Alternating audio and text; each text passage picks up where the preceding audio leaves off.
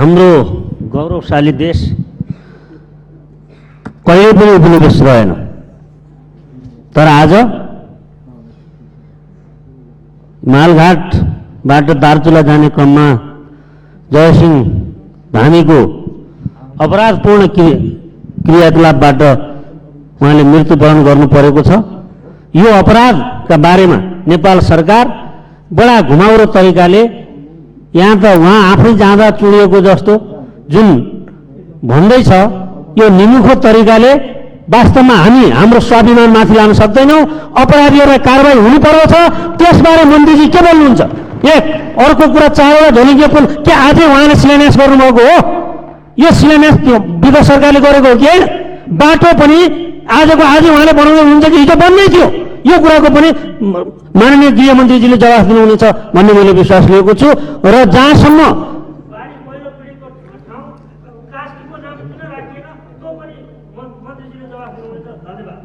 माननीय श्री योगेश कुमार भट्टराई। सभामुखज्यू, दार्चुला जिल्लामा भएको घटनामा स्वयं गृह मन्त्रालयको खोजी कार्य भएको छ भन्ने मन्त्रीजीको रिपोर्ट छ।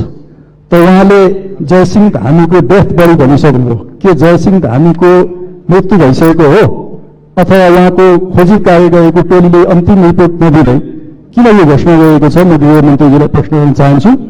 प्राकृतिक विपत्तिमा परेका र घरविहीन भएकाहरूलाई 5 लाख घर निर्माणको निम्ति दिने अघिल्लो सरकारको घोषणा थियो। ताप्लेजुङको दोबान बजारमा भएको आगलागीबाट 50 घर जलेका छन्, नष्ट भएका छन्। र 71 सालमा ताप्लेजुङकै मिकुवा खोला गाउँपालिकामा बाढी पहिरोबाट झन्डै 50 घर नष्ट भएका छन्। त्यो घर बनाउनको निम्ति प्रति परिवार 5 लाख कहिले पाउँछन्? म प्रश्न सोध्न चाहन्छु। धन्यवाद। माननीय श्री गगन कुमार थापा। सभामुख महोदय, जयसिंह धामीको घटनामा भारतीय पक्षले भारतीय सीमा सुरक्षा बलको कुनै संलग्नता नरहेको भन्ने जिकिर गर्यो भन्ने मिडियामा आएको छ। सत्य के हो? भारतीय पक्षले आधिकारिक रूपमा आफ्नो संलग्नता नरहेको भनेर भनेको हो? यदि यस्तो हो भने छानबिन समितिलाई भारतीय पक्षले कस्तो सहयोग गर्ला? हाम्रो छानबिन समितिले सत्य तथ्य पत्ता लगाएर यो लिएर आउँछ भन्ने कुराको विश्वास माननीय गृहमन्त्रीजीले हामीलाई कसरी दिलाउनुहुन्छ? 2012मा केरलाको समुद्री तटको नजिक इटालियन मरिनहरूको गोलीबाट 2 जना भारतीय मछुवारहरूको हत्या हुँदै गर्दा भारतीय सरकार 3-4 वर्षसम्म लगातार लड्यो, दृढबाट लड्यो। आफ्नो 2 जना मछुवारहरूको हत्या भयो भनेर लड्यो।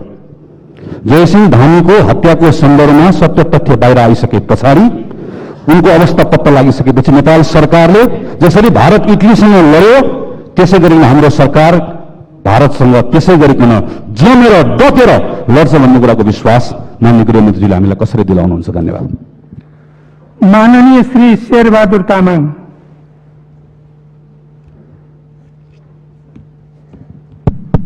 सम्माननीय सभामुख महोदय, एकदमै छर्लङ्गै देखेको घटना पनि विवरण माननीय गृहमन्त्रीजीको विवरणको जुन यहाँ प्रस्तुत गर्नुभयो, यो विवरण सुन्दाखेरि सत्य तथ्य आउँदैन। हामी यहाँ संसदलाई यो थाहा भइसक्यो, त्यसैले संसदीय समितिको जरुरी छ। अब बोल्नै पर्ने रहेछ। त्यसैले कुन चस्मा लगाएर उहाँले चाहिँ अब त्यो विवरण सुनाउनु भयो, यो सबैलाई जानकारी होस्। अर्को एउटा मेलम्चीको चाहिँ मुहानमा जानुको लागि जुन वैकल्पिक मार्ग उहाँले कसैले भनेको आधारमा टिपेर प्रस्तुत गर्नुभएको छ। म त्यही क्षेत्रमा छु। जनताको बस्ती छोडेर अन्तैबाट सडकको परिकल्पना गरिएको छ वैकल्पिक मार्ग, त्यो स्वीकार्य हुँदैन। सडक बनाउनु पर्ला अरू ठाउँमा पनि, तर सबै जनताको बस्तीहरू हेलम्बी सिङ्गै पालिका मेलम्ची नगरपालिका छलेर अनि त्यो अर्को ठाउँबाट वैकल्पिक मार्ग भनेर जुन घोषणा गरेको छ यसको बारेमा नै जानकारी होस्। धन्यवाद। माननीय श्री शान्ता चौधरी। सम्माननीय सभामुख महोदय, माननीय गृहमन्त्रीज्यूको प्रस्तुति अत्यन्त हल्का र गैर जिम्मेवारी ढङ्गले प्रस्तुत भएको देखियो। सभामुख महोदय, प्रत्यक्षदर्शीहरूले भारतका एसएसबीले तुन काटिएको भनेर प्रत्यक्षदर्शीहरूले भनिरहेको छन्। हाम्रो गृहमन्त्रीज्यूले भन्नुहुन्छ हामी जानकारी लिइरहेका छौँ, बुझिरहेका छौँ, प्रमाण यही होइन र सभामुख महोदय अहिले पनि प्रमाण खोजिरहने बेला हो र प्रत्यक्षदर्शीले भनिसकेपछि त्यही प्रमाण होइन र सभामुख महोदय त्यसकारणले यस्तो हल्का पाराले प्रस्तुत हुनु उहाँको नैतिकताले दिँदैन कि भन्ने लाग्छ मलाई। र भारतीय ज्यादती र भारतीय अत्याचारका विरुद्ध अब यो सरकार मौन बस्ने हो भने अब हामी सहेर बस्न सक्दैनौँ। अहिले पनि गृहमन्त्रीज्यूले जवाफ दिइरहँदाखेरि आजका अहिलेसम्म पनि गृहमन्त्रीज्यूले के भारतीय एसएसबीको विषयमा यो के हो त भन्ने विषयमा मौन भएर बस्नुभयो। माननीय श्री विमला विक। सम्माननीय सभामुखज्यू, दार्चुलाको घटनाको सन्दर्भमा गृहमन्त्रीज्यूको प्रस्तुति असाध्यै हल्का लाग्यो। जब जिउँदा मान्छेहरूले अहिले पनि तुन काट्यो, हात जोड्यो, अनेक विन्ती गर्यौँ, मानेन भनिरहेका छौँ। हामीले फेरि अध्ययन अनुसन्धानको कुरा गरिरहेका छौँ। के हाम्रो सहसचिव लेभल बनेको समितिले यो घटनाको सबै कुरा ल्याउने हिम्मत र साहस गर्छ? नेपाली जनतालाई शङ्का छ।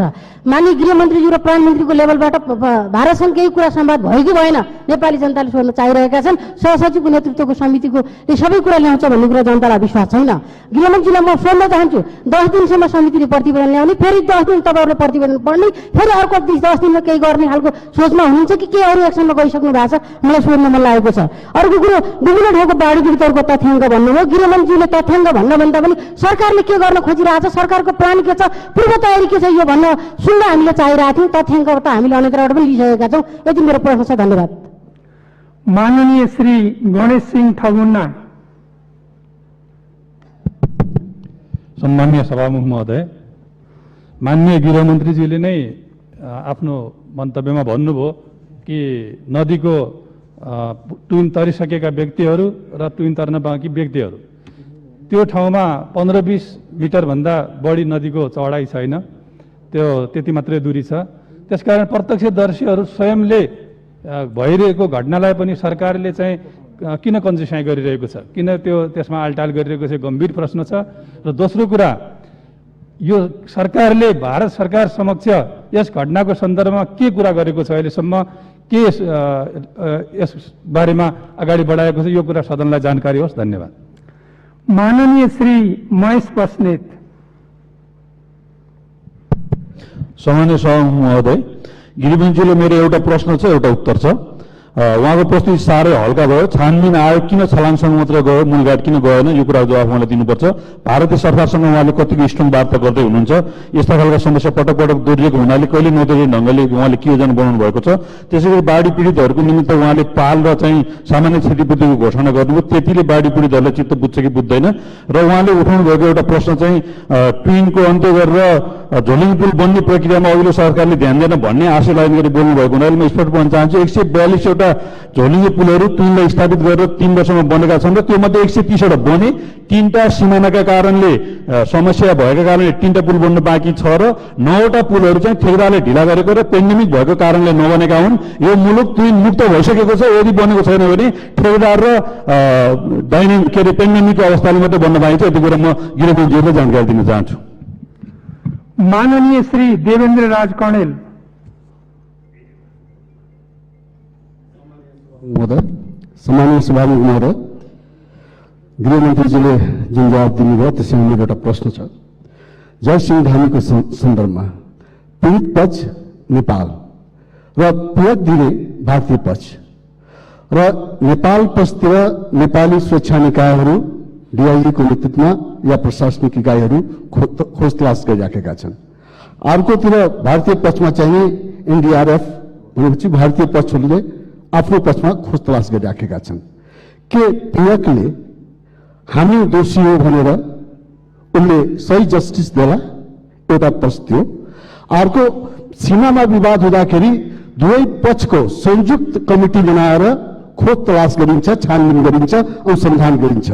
यो केसमा भारततिर होस् या नेपाल पक्षतिर होस्, संयुक्त टोली बनाएर किन खोज तलास गरिएको छैन?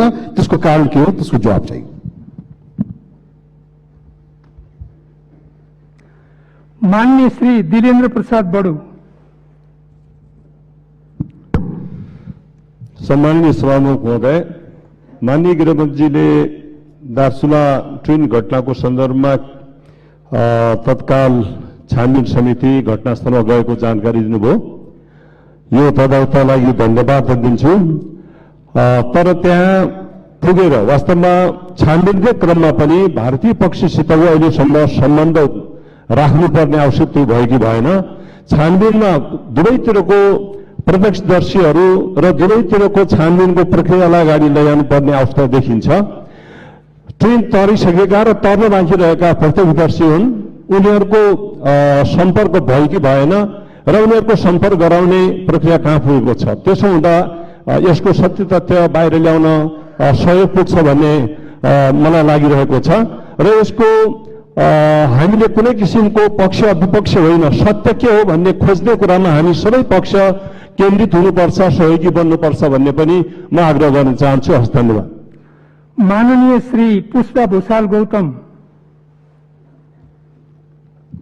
सम्मानीय सभामुख महोदय, मुलुकको 38औं निवर्तमान प्रधानमन्त्री केपी ओली प्रधानमन्त्री भइसकेपछि पहिलो बैठकमा मैले 2 वर्षभित्र देशभरिका तुन हटाएर झुलङ्गे पुल कायम गर्छु भनेर बोल्नुभएको थियो, देशवासीलाई सम्बोधन गर्नुभएको छ। मलाई लाग्छ 3.5 वर्षसम्म शासन गर्नुभयो, बोल्नुभयो, धेरै काम कम भयो। त्यसको परिणाम नेपाली जनताले भोग्नु पर्यो। श्रावण 15 गतेको घटना त्यसैको परिणाम हो। सभामुख महोदय, सभामुख मार्फत म गृहमन्त्रीजीलाई प्रश्न गर्न चाहन्छु, यस 15 गतेको घटनाको जुन छानबिन समिति छ, त्यो छानबिन समितिले निष्पक्ष छानबिन गर्दै जयसिंह धामीलाई न्याय प्रदान गर्ने आधार, बलियो आधार के छ, त्यसको उत्तर दिनको लागि म सभामुख मार्फत माननीय गृहमन्त्रीजीको ध्यान आकर्षण गराउन चाहन्छु। धन्यवाद। माननीय डाक्टर दिला संग्रौला पन्त।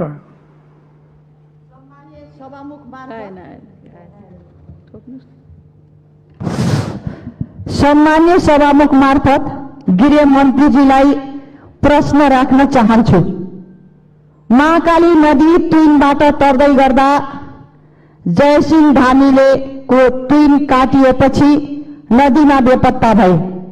भर्खर गृहमन्त्रीले भन्नुभयो छानबिन समिति बनेको छ, उनको लासलाई खोजी भइरहेको छ भन्नुभएको छ। म उहाँलाई जिज्ञासा राख्न चाहन्छु, सत्य तथ्य के हो? कूटनीतिक र राजनैतिक वार्ता थालनी गरिनु पर्यो। पीडित परिवारको क्षतिपूर्ति, जयसिंह धामीको न्यायको लागि गृहमन्त्री उभिनु पर्छ। छानबिन समितिले त्यही तथ्यमा रहेर आफ्नो तथ्य बाहिर ल्याउनु पर्छ। धन्यवाद। माननीय श्री पदम गिरी।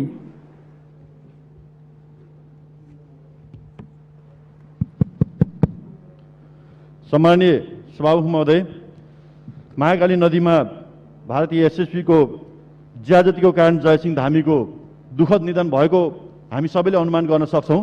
यो एसएसबी को ज्यादतीको घोर निन्दा गर्न चाहन्छु, भर्त्सना पनि म गर्न चाहन्छु र यो सबैले दुनियाँले देखिरहेको छ। त्यहाँको तुइन चालकले पनि भनिरहेको छ, अन्य देख्नेहरूले भनिरहेका छन्। त्यहाँ 2 जना एसएसबी का जवानहरूले त्यो तुइन काटिदिएपछि महाकाली नदीमा बेपत्ता भएका छन् जयसिंह धामी। तर नेपाल सरकारले भन्दैछ हामी अध्ययन गर्दैछौँ, अनुसन्धान गर्दैछौँ भन्छ, तर घटनास्थलमा गएर मुतुल्का लिन तयार छैन। प्रहरी कार्यालयमा, जिल्ला प्रहरी कार्यालयमा त्यहाँका मान्छेहरूलाई आउनुहोस्, बयान दिन आउनुहोस् भन्दा बोलाउने काम भएको छ र घटनालाई ढाकछोप गर्ने षड्यन्त्र हुँदैछ। मलाई थाहा छ नेपाली कांग्रेसको नेतृत्व सरकारले मुलुकमा नाकाबन्दी हुँदाखेरि नाकाबन्दी हो भन्न नसक्ने त्यो हैसियतको दलको नेतृत्वमा आज सरकार छ र यो सरकारले यो छानबिन गरेर सत्य तथ्य बाहिर ल्याउँछ र भारतसँग हाम्रो नेपाली नागरिकको किन जीवनमा यत्रो खेलवाड भयो भनेर प्रश्न गर्ने हैसियत राख्छ भन्ने मलाई लाग्दैन। जयसिंह धामीले न्याय पाउनुपर्छ। यदि यसमा सरकार मौन बस्छ, ढाकछोप गर्न खोज्छ भने हामी त्यसको सशक्त। माननीय श्री राजेन्द्र कुमार केसी।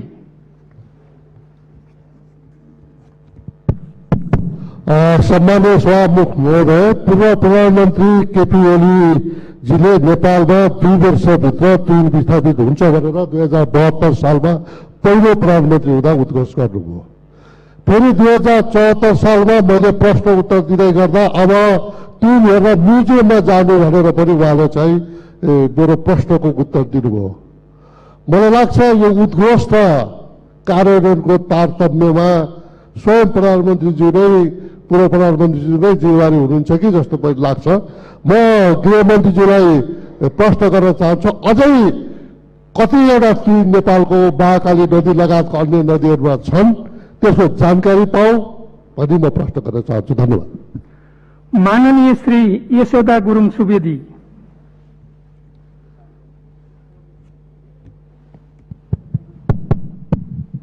सम्माननीय सभामुखज्यू, माननीय गृहमन्त्रीज्यूले जरुरी सार्वजनिक महत्त्वको विषय राखिरहँदाखेरि मैले ध्यान दिएर सुन्दै गरेँ। मनाङ जिल्लाको 4वटै गाउँपालिका यसपटकको बाढी पहिरोबाट अत्यन्तै प्रताडित भएको छ।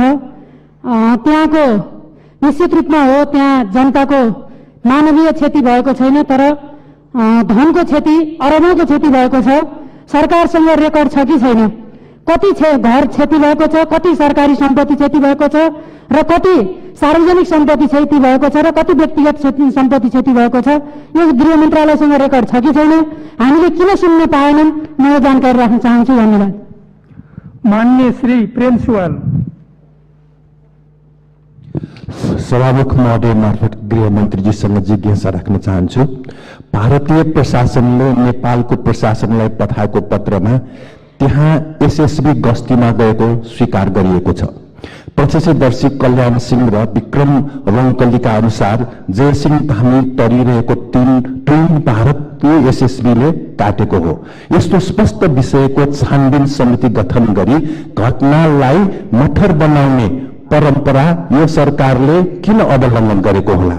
प्रधानमन्त्री मोदीसँग प्रधानमन्त्री देउबाजीले फोन वार्ता गरी अपराधीलाई कारबाही गराउने र जयसिंह धामीका परिवारलाई क्षतिपूर्ति भराउने काम किन हुँदैन? धन्यवाद। माननीय श्री विशाल भट्टराई। सम्माननीय सभामुख महोदय, जयसिंह धामीको तुन काटिएपछि भएको बेपत्ताको जुन अवस्था छ त्यसमा अहिले सानो एउटा टोली गठन गरेर छानबिन गरेर मात्रै समाधान हुँदैन।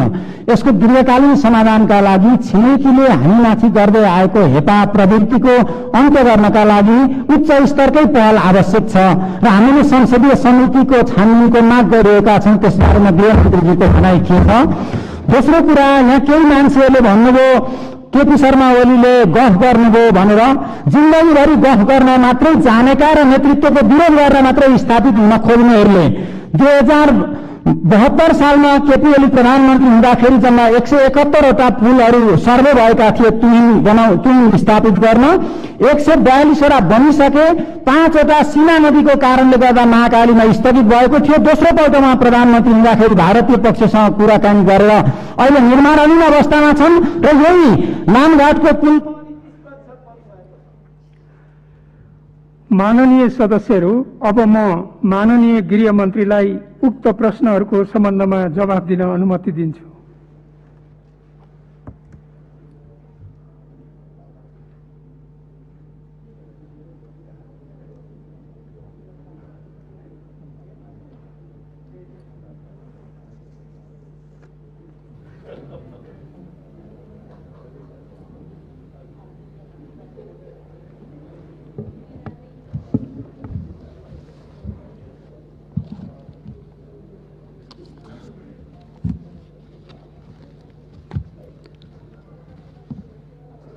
सम्माननीय सभामुखज्यू र माननीय सदस्यज्यूहरूले सोध्नुभएको प्रश्न र राख्नुभएको जिज्ञासाका लागि सबै मान्य सदस्यहरूलाई म धन्यवाद दिन चाहन्छु र सबै मान्य सदस्यहरू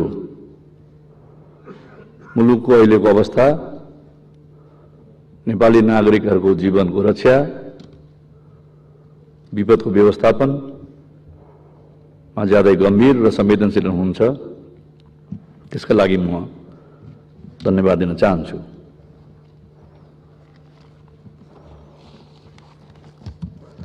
दार्चुला महाकाली नदीमा भएको जुन घटना घटेको छ यसमा मान्यजीहरूको जुन संवेदनशीलता रहेको छ त्यसको म सम्मान गर्छु र अहिले यसका सम्बन्धमा सरकारले छानबिन समिति बनाएको छ र छानबिन समिति दार्चुला जिल्ला र घटना घटेको मालघाट र गस्कु घटनास्थलमा पुगेरै छानबिन गर्नेछ र तुइन तर्न सफल भएका बहादुर सिंह धामी, अमर सिंह धामी, गौरा सिंह धामी, बलराम सिंह धामी सँग पनि उहाँहरूले भेटघाट गर्नुहुनेछ र उहाँहरूको जानकारीलाई पनि छानबिन समितिले मूल आधारै बनाउनेछ। त्यसरी नै तुइन तर्न बाँकी अनिता धामी, विक्रम रङ्कोली र कल्याण धामी सँग बुझ्न लागि पनि जिल्ला सदरमुकाममा उहाँहरू आउनुभएको छ र घाटको दुवैतर्फ जाने त्यहाँका आम नागरिकहरूसँग पनि बुझ्ने र सत्य तथ्य संकलन गरेरै प्रतिवेदन बनाइने हो र प्रतिवेदनले ठहर गरेको निष्कर्षलाई सरकारले दृढताका साथ अगाडि बढाउनेछ। नागरिकको जीवन रक्षा गर्नु राज्यको मूल दायित्व हो। नागरिकहरूको जीवन रक्षाका लागि नै राज्य बनेको हो, राष्ट्र बनेको हो, सरकार बनेको हो। त्यसकारणले नागरिकको जीवन रक्षामा हामी गम्भीर छौं र अघि मैले प्रस्तुत गर्दाखेरि जयसिंह धामीजी बेपत्ता हुनुभएको छ, उहाँ भेटिनु भएको छैन र प्रतिवेदन पनि छानबिन समितिको आएको छैन। त्यसकारणले उहाँलाई चाहिँ नि हामीले मृतक भन्न मिलेन, किनकि छानबिन समिति प्रतिवेदन आइसकेपछि छानबिन समितिले त्यसमा आफ्नो प्रतिवेदन बुझाएपछि नै अन्तिम निष्कर्ष निक्लिनेछ। सरकारले छानबिन समिति बनाएर पठाएको छ, त्यहाँको स्थानीय सरकार, प्रदेश सरकार या आदरणीय जनप्रतिनिधि सबैसँग पनि त्यहाँ भेटघाट हुनेछ र सबैसँग भेटघाट गरेर तथ्य र सत्य पत्ता लगाएर तथ्य र सत्यको आधारशिलामै प्रतिवेदन बन्ने हो। नेपाल सरकारले जे तथ्य हो त्यही नै सार्वजनिक गर्नेछ र त्यो तथ्यका लागि नेपाल सरकारले पूर्ण रूपमा अडान लिनेछ र जुनसुकै कदम चाल्नको लागि पनि नेपाल सरकार तयार छ भन्ने पनि म प्रतिबद्धता व्यक्त गर्न चाहन्छु। र त्यसका लागि छानबिन समितिले मेहनत गरेरै काम गर्नेछ। हामीले सुरुमा 7 दिनको समय दिने हो कि भनेका थियौं, तर काठमाडौँबाट धनगढी जानु पर्यो, धनगढीबाट डडेलधुरा जानु पर्यो, डडेलधुराबाट दार्चुला जानु पर्यो। सुदूरपश्चिमका मान्यजीहरूलाई थाहा छ त्यहाँ जान आउनु पनि केही विकटताहरू छन्, समस्याहरू छन्, समय लाग्छ। त्यसकारणले नै हामीले चाहिँ 10 दिनको समय दिएको हो र उहाँहरूले त्यहाँ जाँचबुझ गरिसकेपछि खालि जिल्ला सदरमुकाममा गएर त्यहाँका अधिकारीहरूसँग, त्यहाँका पदाधिकारीहरूसँग, जनप्रतिनिधिसँग मात्र होइन कि घटनास्थलमै गएर मालघाट र गस्कुमै पुगेर त्यहाँका आम नागरिकहरूसँग पनि उहाँहरूले भेटेर नै सत्य तथ्यको छानबिन गरेर प्रतिवेदन बुझाउनु हुनेछ र त्यसले सत्यको चाहिँ सत्यलाई प्रकट गर्नेछ र त्यसलाई सरकारले दृढताका साथ अगाडि बढाउनेछ भन्ने विश्वास पुनः व्यक्त गर्न चाहन्छु। र अहिले मनसुनको चाहिने प्रकोपले धेरै नै ठूलो क्षति भएको छ र अघि मैले आफ्नो विचार व्यक्त गर्दाखेरि अहिले खास गरेर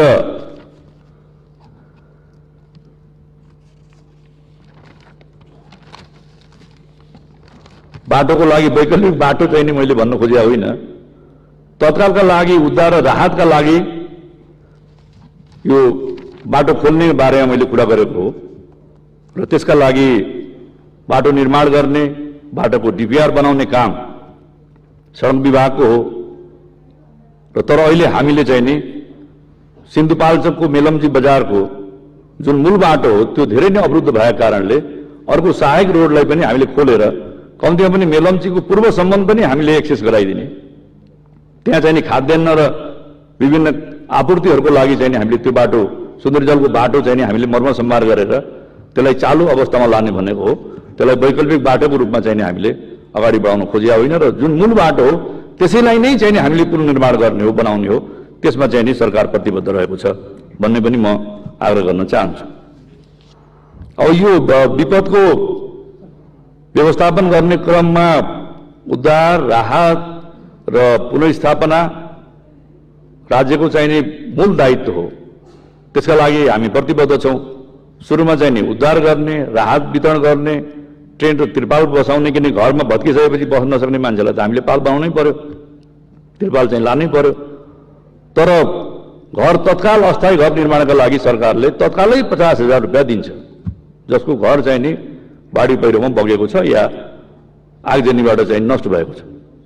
त्यसरी नै स्थायी रूपमा बनाउनको लागि हिमाली क्षेत्रमा चाहिँ नि 5 लाख, पहाडी क्षेत्रमा चाहिँ नि 4 लाख र तराई मधेसमा 3 लाख रुपियाँ दिने चाहिँ नि हाम्रो नीति रहेको छ।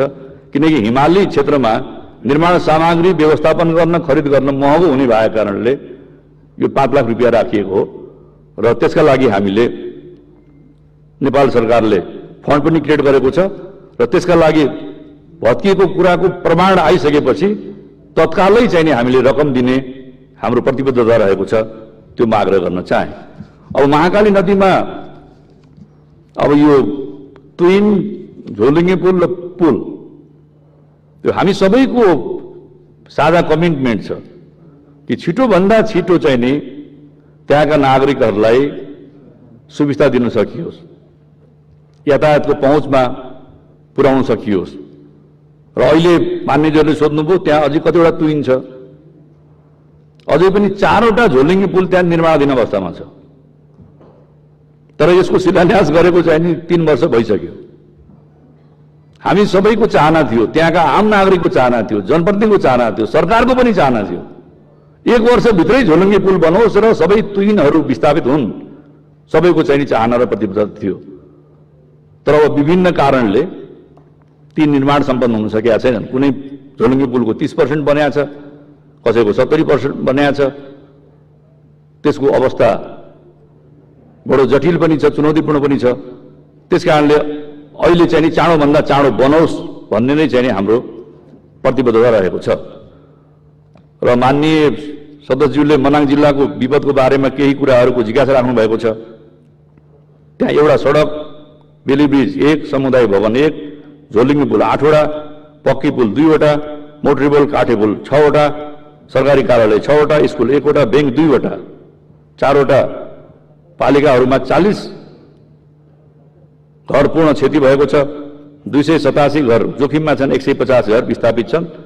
तर त्यहाँको नागरिकहरूको चाहिँ नि जीवनको क्षति भएको छैन।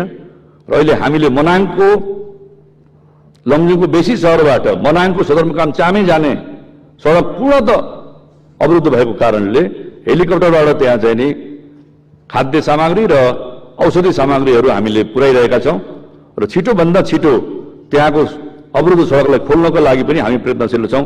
मोटरीबोट सडक भन्दा पनि पहिला मान्छे हिँड्न सक्ने खालको सडक बनोस्। त्यस्तै गोर्खामा पनि चाहिँ अहिले उत्तरी भूभागमा सडक अवरुद्ध भएको छ, त्यहाँ कम्तीमा पनि घोडेटो सडक भए पनि खोल्न सकियोस् र त्यहाँ चाहिँ नि खाद्यान्न सप्लाई गर्न सकियोस् र मान्छेको आवत जावतलाई नियमित गराउन सकियोस् भन्ने चाहिँ नि हामीले प्रयत्न गरिरहेका छौँ।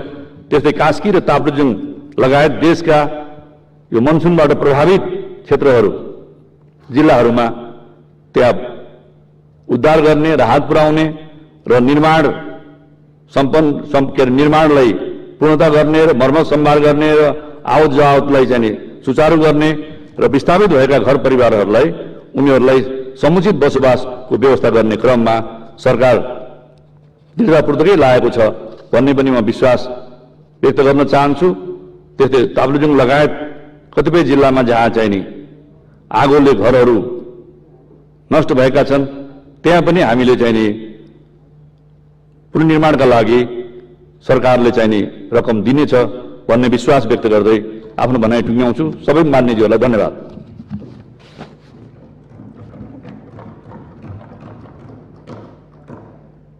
माननीय सदस्यहरू, विशेष समयमा बोल्नका लागि दलीय आधारमा माननीय सदस्यहरूको नाम प्राप्त हुन आएको छ। म उहाँहरूलाई बोल्न समय दिन्छु। सर्वप्रथम माननीय डाक्टर सूर्य प्रसाद पाठक। कहिले पनि आम नेपाली नागरिकहरू नदी तर्नका लागि तुइनको प्रयोग गर्नुपर्ने बाध्यतामा छन् र महाकाली नदीमा पनि नेपाली भूभागबाट पश्चिम भारतीय भूभागमा जाने क्रममा तुइन तरिरहेको अवस्था छ नेपाली नागरिकहरूले र 4 वटा झोलुङ्गे पुलहरू त्यहाँ निर्माणाधीन छन् र 4 वटा झोलुङ्गे पुलहरू निर्माण गर्ने क्रममा पूर्ण नभएको कारणले नागरिकहरूले तुइन तरिरहेकै अवस्था छ तर सरकार ती झोलुङ्गे पुलहरूलाई छिटोभन्दा छिटो निर्माण गर्ने र सञ्चालन गर्ने प्रतिबद्धता व्यक्त गर्दछ।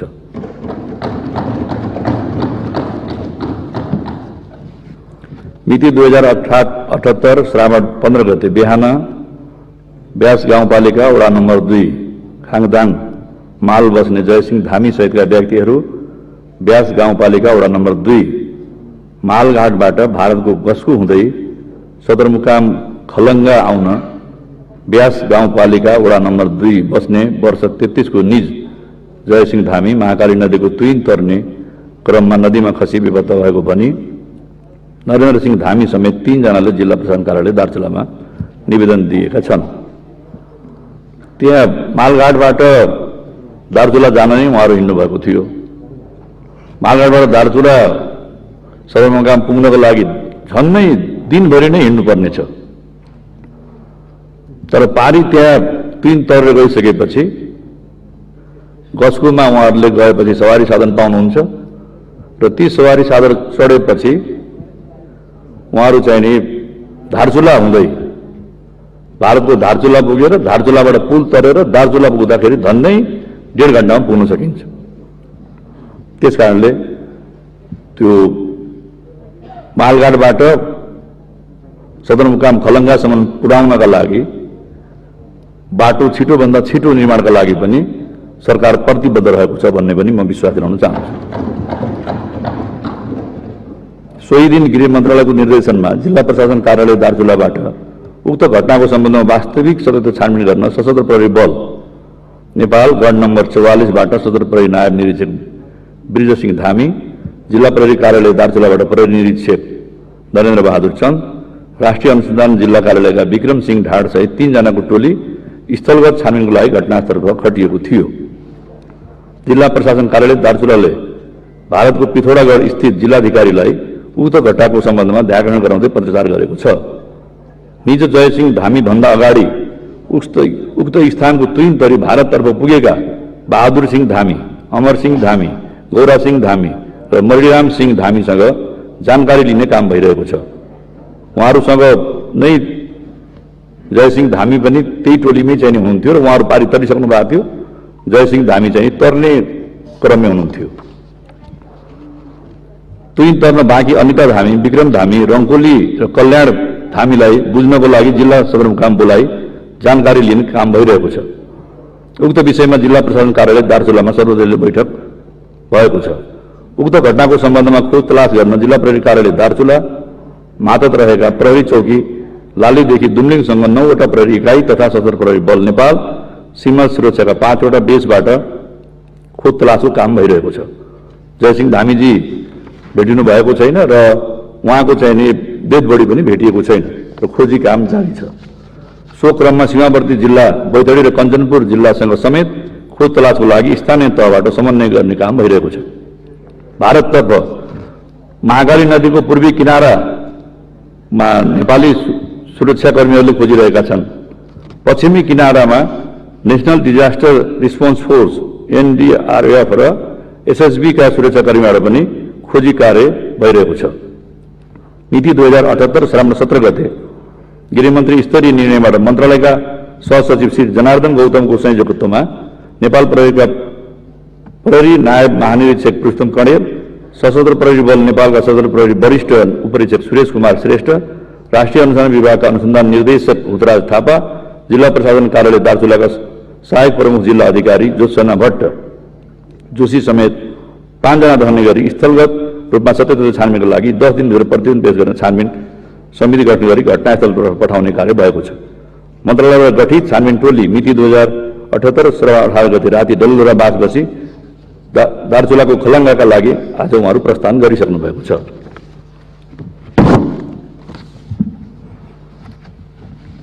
सम्माननीय सभामुखज्यू र यस्तै अर्को घटनाको बारेमा पनि म जानकारी गराउन चाहन्छु। मिति 2077 चैत्र 22 गते बेलुका 7 बजेको समयमा धनुषा जिल्ला लक्ष्मणीय गाउँपालिका वडा नम्बर 2 स्थित जग्गाको विषयले लिएर दाजुभाइहरूको बीचमा झै झगडा हुँदा जाहेरवालाको आफ्नै भाइ पल्टु रविदासले जाहेरवालाको कान्छो भाइ अदनु रविदासलाई ज्यान मार्ने उद्देश्यले फलामको रड समेत प्रहार गरी अङ्गभङ्ग बनाएको हुँदा कानुन बमोजिम आवश्यक कारवाही गरी पाउँ भन्ने बेहोराको जाहेरी बिल्टु रविदास उसैको भाइ बिल्टु रविदासले दिएकोमा जिल्ला अदालत धनुषाको अनुमतिले पल्टु रविदासलाई हिरासतमा लिई अनुसन्धान कार्य सम्पन्न पश्चात 2078 श्रावण 7 गते जिल्ला सरकारी वकिल कार्यालय धनुषामा पेश गरिएको थियो। पल्टु रविदासले मिति 2078 श्रावण 15 गते बिहान अन्दाजी 4 बजेको समयमा हिरासत कक्षमा रहेको शौचालयभित्र भेन्टिलेसनको तार जाली समेत भएको चेपमा रहेको रडमा आफ्नै गन्जी र भेस्टको डोरी जस्तो बनाई पासो लगाएको अवस्थामा प्रहरीले फेला पारेको थियो। उक्त घटनाको अनुसन्धान क्रममा प्रदेश नम्बर 2 प्रहरी कार्यालय जनकपुरका प्रहरी नायब महानिरीक्षक संघीय प्रहरी इकाई जनकपुरका प्रहरी वरिष्ठ उपरीक्षक जिल्ला प्रशासन कार्यालय धनुषाका प्रमुख जिल्ला अधिकारी बन्धु प्रसाद वास्तोला, प्रादेशिक अस्पताल जनकपुरका फोरेन्सिक विज्ञ डाक्टर विभूति शर्मा, डाक्टर केडी दास, जिल्ला सरकारी वकिल कार्यालयका सहायक जिल्ला न्यायाधिवक्ता अनन्तराज न्यौपाने, पत्रकार महासंघ जनकपुरका अध्यक्ष मानिका झा, लक्ष्मणीय गाउँपालिकाका अध्यक्ष बिन्देश्वर यादव, सोही गाउँपालिकाका उपाध्यक्ष इन्द्रकला यादव, राष्ट्रिय मानव अधिकार आयोग प्रदेश नम्बर 2 जनकपुरका प्रतिनिधि मनमाया राणा, नेपाल दलित संघको राष्ट्रिय उपाध्यक्ष राम बरण पासवान, नेपाल दलित संघको जिल्ला अध्यक्ष रामेश्वर महरा, राष्ट्रिय मुसर संघको अध्यक्ष चन्द्रेश्वर सदा, स्थानीय जनप्रतिनिधि तथा मृतकको दाजु भाइ र छोरा समेत उपस्थित प्रहरी अनुसन्धान टोलीले मिति 78 श्रावण 15 गते बिहान 8 बजेको समयमा घटनास्थल लास जाँच प्रकृति मुचुला समेतको कार्य सम्पन्न गरी पोस्टमार्टमको लागि प्रादेशिक अस्पताल जनकपुर पठाएको थियो। मिति 78-15 गते निज पल्टु रविदासको शव प्रादेशिक अस्पताल जनकपुरमा पोस्टमार्टम भएको थियो। सो घटना सम्बन्धमा प्रदेश प्रहरी कार्यालय प्रदेश नम्बर 2 धनुषाबाट प्रहरी वरिष्ठ उपरीक्षक मसुद आलम खाँको संयोजकतामा प्रहरी उपरीक्षक ज्ञानेन्द्र फुयाल, प्रहरी नायब उपरीक्षक भुवनेश्वर शाह, प्रहरी निरीक्षक चन्द्रेश्वर यादव र प्रहरी नायब निरीक्षक डिगन राय यादव समेत 5 सदस्य रहेको छानबिन समिति गठन भई छानबिन भएको छ। निज पल्टु रविदासको पोस्टमार्टम पश्चात सदको लागि सर्वकला व्यक्तिले आज उहाँहरूले जिम्मा लिनुभएको छ। निजको गाउँमा केही व्यक्तिहरूले निजको मृत्युको बारेमा विरोधमा निजको दाई जाहेरवाला बिल्टु रविदास समेतको घरमा ढुङ्गामुढा गरी सामान्य क्षति पुर्याएका छन्। निज पल्टु रविदासको मृत्यु भएको घटना सम्बन्धमा जिल्ला प्रशासन कार्यालय धनुषामा उक्त कार्यालयका निमित्त प्रमुख अधिकारी दीपक कुमार कर्णको संयोजकता जिल्ला सुरक्षा समितिका पदाधिकारी र मृतक पक्षका व्यक्तिहरू, स्थानीय जनप्रतिनिधि, विभिन्न पार्टीका स्थानीय प्रतिनिधि, अगुवा नेता कार्यकर्ता बीच 2078-4-17 गते बेलुका 7 बजेको समय छलफल भएको छ। छलफल क्रममा मृतक पक्षबाट घटना सम्बन्धमा सत्य तथ्य निष्पक्ष छानबिन हुनुपर्ने, पीडित परिवारलाई उचित राहतको लागि माथिल्लो निकायमा अनुरोध गर्नुपर्ने र मृतकको आश्रित परिवार तथा निजको छोराछोरीलाई निःशुल्क स्वास्थ्य तथा शिक्षाको व्यवस्था गर्नुपर्ने माग राखेका छन्।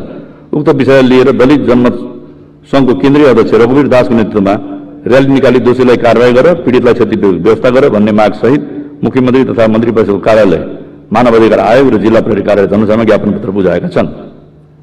हिजो साँझ प्रदेश मामिला तथा योजना मन्त्रीको संयोजकत्वमा सर्वदलीय र सर्वपक्षीय बैठक सम्पन्न भएको छ र आज बिहान प्रदेश सरकार र पीडित पक्षको बीचमा सहमति भएर 5 लाख रुपियाँ प्रदेश सरकारले राहतका लागि परिवारलाई दिने र परिवारले मृतकको चाहिँ लास बुझेर सदुपयोग गर्ने भएको छ।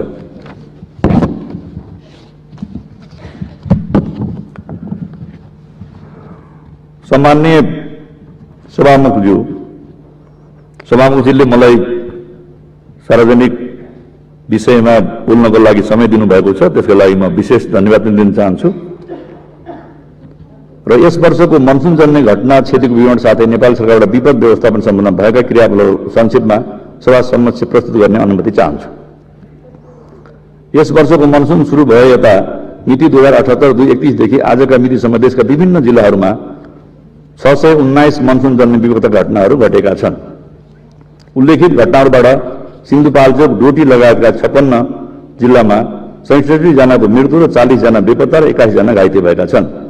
यस विपदका घटनाबाट मानवीय क्षतिका साथै सयौं घर परिवार विस्थापित भएका छन्।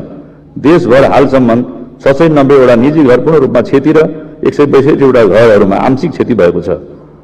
विभिन्न 37 वटा सरकारी कार्यालयका भवनहरू र 14 वटा विद्यालय तथा सामुदायिक भवनमा क्षति पुगेको छ। सिन्धुपाल्चोकमा 8 वटा, मनाङ, चितवन, तनहुँ, मोरङ, सिराहा, मकवानपुर, नवलपरासी पूर्व, उदयपुर लगायतका जिल्लामा एक वटा गरी जम्मा 27 वटा मोटरेबल पक्की पुलको क्षति भएको छ।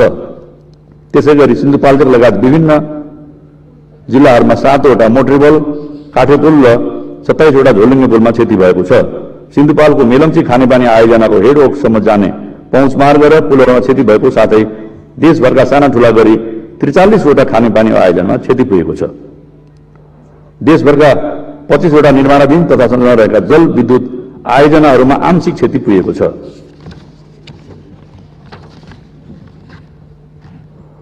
सम्मान्य सभामुखज्यू, अब यो बाढी र पहिरोजन्य घटनाबाट सिन्धुपाल्चोक जिल्लालाई सबैभन्दा बढी प्रभाव पारेको छ।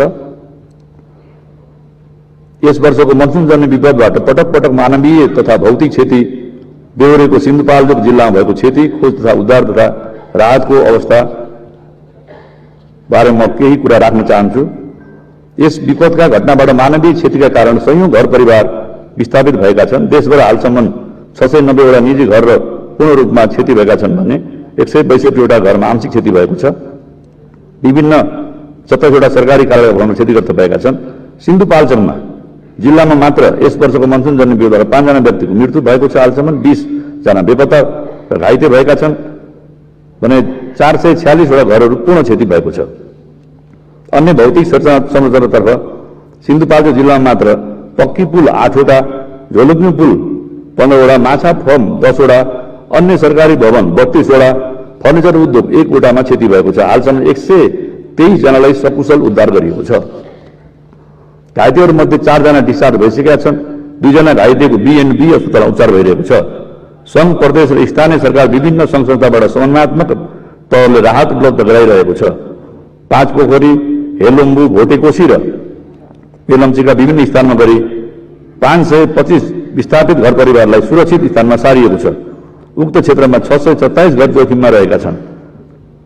2078 असार 11 गते आएको बाढीले भोटेकोशी गाउँपालिका श्यामडाँडा स्थित 5 घर परिवार जोखिममा रहेकाले सुरक्षित स्थानमा अस्थायी टेन्टको टहरा बनाई राखिएको छ। 2078 श्रावण 17 र 19 गते मेलम्ची खोलामा आएको बाढीले बगाई निम्न अनुसार थप क्षति भएको प्रारम्भिक विवरण प्राप्त भएको छ।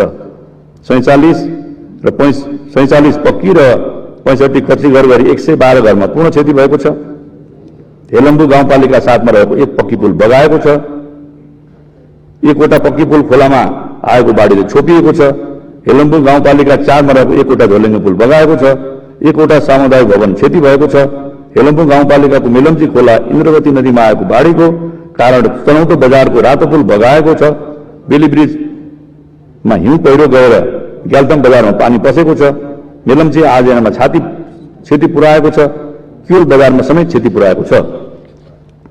गृहमन्त्रीको संयोजकत्वमा 2078-4-17 गते गृह सचिव, संघीय मामिला तथा सामान्य प्रशासन मन्त्रालयका सचिव, खानेपानी मन्त्रालयका सचिव, मेलम्ची खानेपानी आयोजनका प्रमुख एवं स्थानीय पूर्वाधार कार्यक्रम प्रमुख सहितको उपस्थितिमा हालसालै मनसुनजन्य विपदबाट प्रभावित सिन्धुपाल्चोक, मनाङ, गोर्खा लगायतका जिल्लामा भएका भौतिक क्षतिको विषयमा छलफल गरी तत्काल प्रभावित क्षेत्रहरूमा अवरुद्ध सेवा सुचारू गर्न निर्देशन दिइएको छ। हेलम्बु क्षेत्रमा जाने राजमार्ग पूर्ण रूपमा अवरुद्ध भएकोले उक्त स्थानमा जानका लागि वैकल्पिक बाटोको रूपमा काठमाडौँ सुन्दरीजल सडक मार्ग, पाटी भन्ज्याङ चित्रे सडक मार्ग साथै कोटुमसाङ्गा हुँदै मेलम्ची खानेपानीको मुहानसम्म पुग्ने सडक सञ्चालन ल्याउन पर्नेदेखिले तुरन्त कार्य गर्न सम्बन्धित निकायलाई निर्देशन दिइएको छ।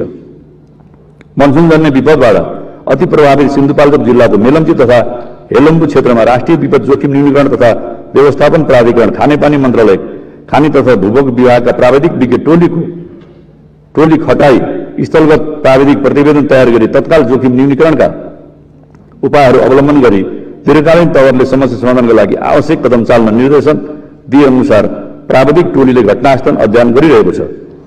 मेलम्ची क्षेत्रका अवरुद्ध सडक मार्ग भौतिक पूर्वाधार तथा यातायात मन्त्रालयले यथाशीघ्र सुचारू गर्ने, सडक विभागले प्रभावित जिल्लामा क्षति भएका पुल प्रेसा र अन्य सडकहरू सञ्चालनमा सहजता ल्याउने तथा बेलिब्रिज जडान गर्ने व्यवस्था मिलाउन निर्देशन दिएको छ।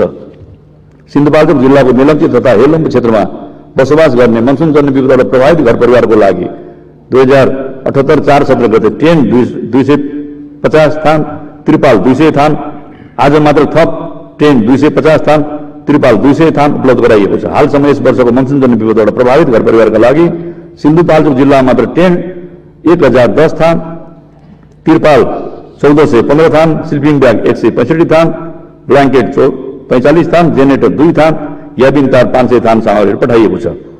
हेलम्बु गाउँपालिका वडा नम्बर 4, 2, मेलम्ची नगरपालिका वडा नम्बर 6 र 11 मा जोखिममा रहेको वस्तुहरूलाई नेपाल प्रहरी र स्थानीयको सहयोगमा सुरक्षित स्थानमा स्थान गर्ने प्रयास गरिरहेको छ।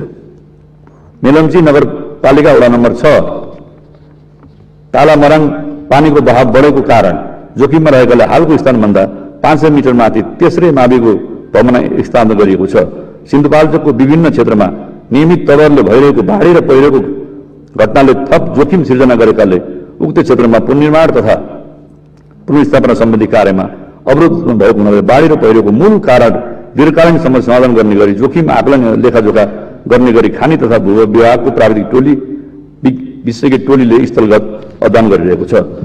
यस वर्षको मानसुन सुरु हुँदा नै धेरै नै नोक्सान गरिरहेको छ र त्यसमा चाहिँ सरकारले गम्भीरता र संवेदनशील पूर्वकै अहिले विपदबाट प्रभावितहरूलाई उद्धार गर्ने, राहत वितरण गर्ने र उहाँहरूको पुनर्वासका लागि चाहिँ प्रयत्न गरिरहेको छ।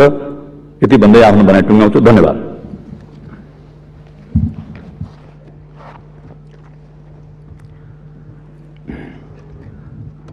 मान्य सदस्यहरू, प्रतिनिधि सभा नियमावली 2075 को नियम 219 को 2 बमोजिम मान्य मन्त्रीको वक्तव्यको सम्बन्धमा प्रश्न सोध्न चाहनुहुने मान्य सदस्यहरूले आफ्नो नाम सजिलोको लागि सभामुखको डायससँगै बसेका कर्मचारीहरूलाई 3 मिनेटभित्र उपलब्ध गराइदिन हुन अनुरोध गर्दछु। प्रश्नकर्ता मान्य सदस्यहरूले विषयवस्तुमा केन्द्रित रही 1 मिनेटभित्र प्रश्न सोध्न सक्नुहुनेछ। सर्वप्रथम मान्य श्री खगराज अधिकारी।